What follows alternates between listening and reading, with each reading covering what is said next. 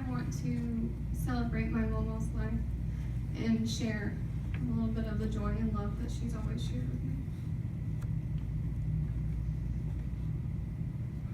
Some people consider themselves a daddy's girl,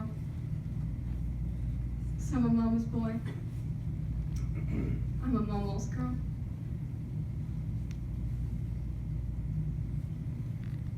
She lived a very full life, and she was many things to many people. She was a loving wife to my papa. She was a mama to 3. She was a mama to 7, and a granny to 1.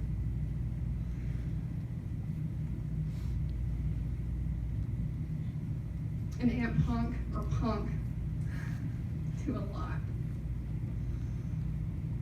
Miss Minnie to her friends, or sister.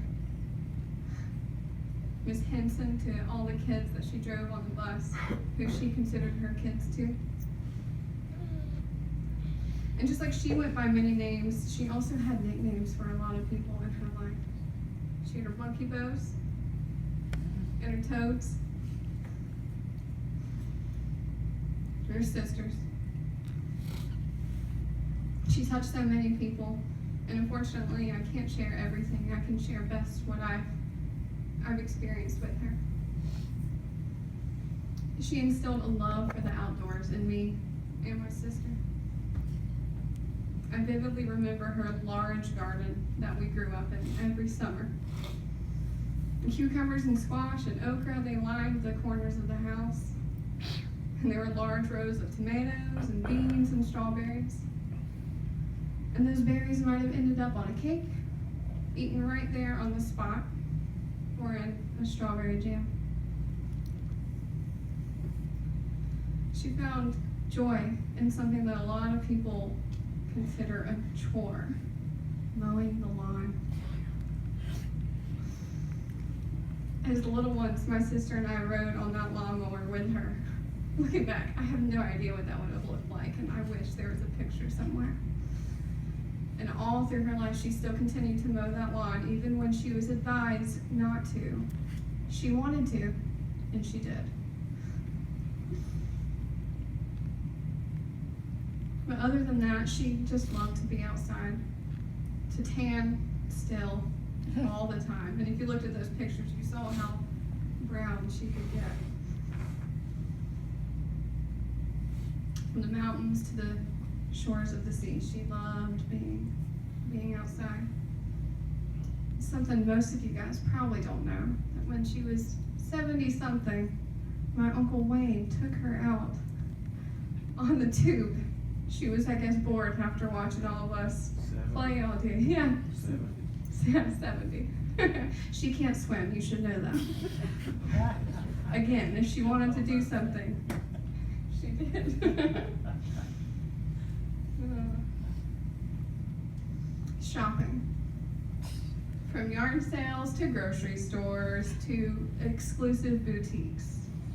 In Columbus to Birmingham to Tuscaloosa to Tupelo, she loved it. And she didn't discriminate at all where it was. And she had fun no matter where she shopped. It was more fun when she could buy something though.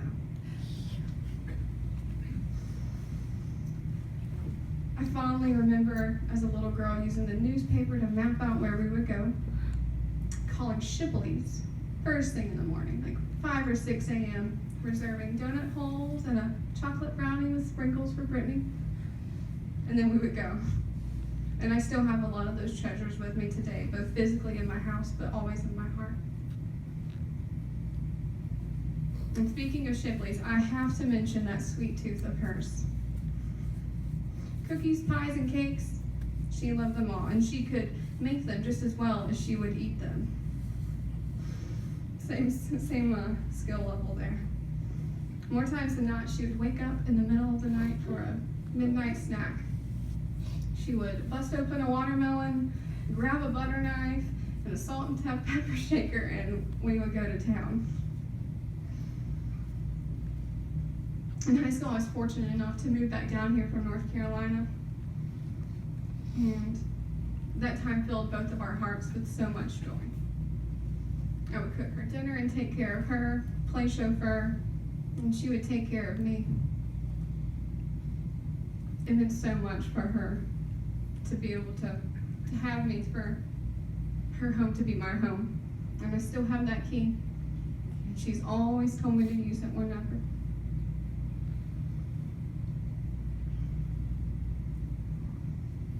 I was 16 years old, 16 turning 17 years old at the time, and we would still sleep in the same bed. Just like when we were little girls. Lots of things had changed and many years had gone on, but really nothing had changed. I was still MawMaw's little girl. And we would rub each other's backs and play with each other's hair and tell stories until we fell asleep.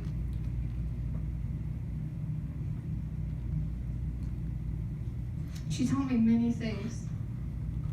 To stand up for myself, to stand in my truth. She helped me understand that it's just as important to respect myself as it is other people. Sometimes we kind of get confused and we only respect other people.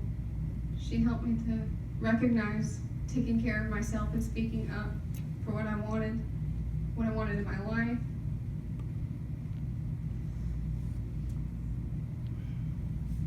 She showed me to do things just because I enjoy them, just because they bring me joy.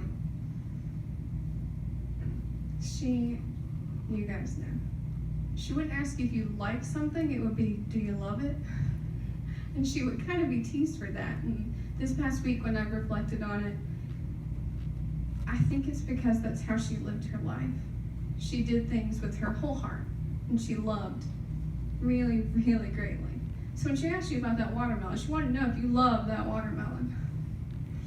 And that's something I'm going to take with me and embrace, from choosing to buy some donuts at the grocery store or that cute top at the store, but also having difficult conversations with friends and family, to traveling, to just every little thing, to do it with a full heart.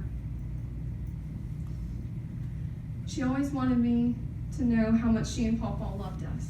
You were so dear to me, she would say. She was so dear to me. And I told her that all week, and she knew that we all loved her very, very much. I never once doubted since a little girl that she and Pawpaw loved me.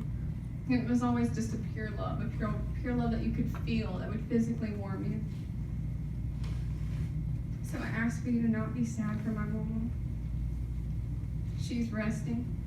She's reunited with so many of her loved ones in Jesus Christ.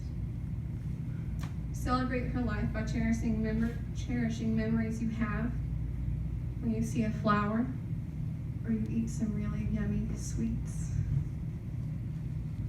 By living a life that you love. Thank you.